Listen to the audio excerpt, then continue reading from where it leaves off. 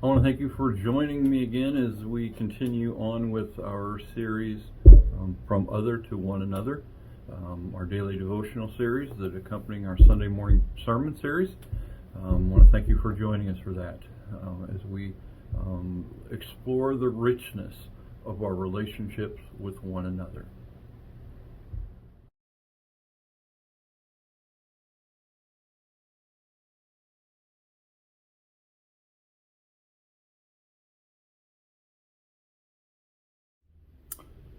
In the 1970s, when I first began to become aware of this, politicians had early on a high reputation, a high level of viewed highly by the American public.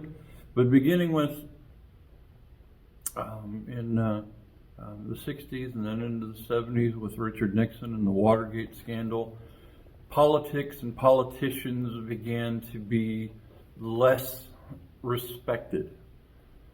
In the 1980s, ministers were at the around 1980, ministers were at the top of the list of respected vocations.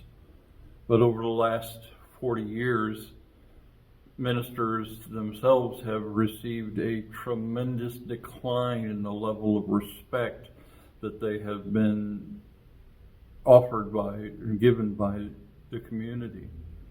And we're aware of the reasons for that. It's going back to the financial integrity issues of the 80s and sexual conduct issues and leadership integrity issues and all of those things. But throughout all of that time, there has been one vocation that has consistently been viewed towards the bottom of the respect list.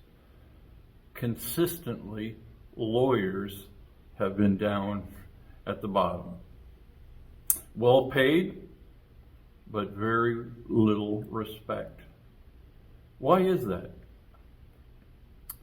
Because we often see lawyers as the grungy kind of people who are willing to go to tremendous lengths to take advantage of others.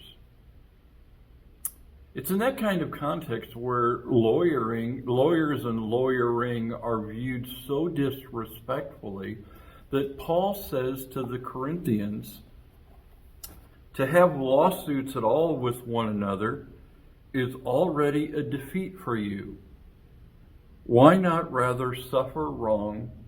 Why not rather be defrauded? Why not? Why not rather be? Well, because I don't want to be taken advantage of. I don't want to be defrauded. But here we need to really get to what Paul's talking about.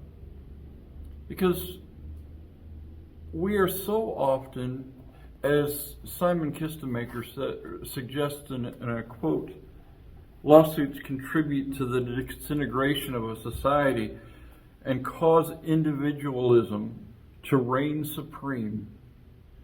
When this happens, loving concern for one's neighbor is extinguished in an atmosphere of rank egotism. You see, what he's saying there is that when we get involved in suing one another, what's happening is the Christian ethic of putting each other first, of loving one another, of serving one another, of bearing with one another, is set aside for purely selfish reasons.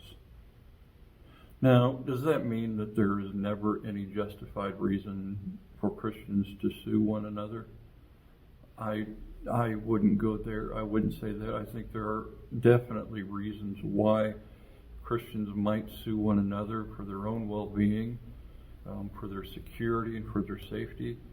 But what Paul's talking about here is when you have determined to sue one another, you've already lost. You've already lost because when you determine to sue one another, You've lost your Christian identity. You've lost your one another's. You've lost the love and forgiveness of God for one another. Sometimes the legal system is necessary, but so often we use it for our own selfish reasons, and we burden each other when we ought to be loving one another.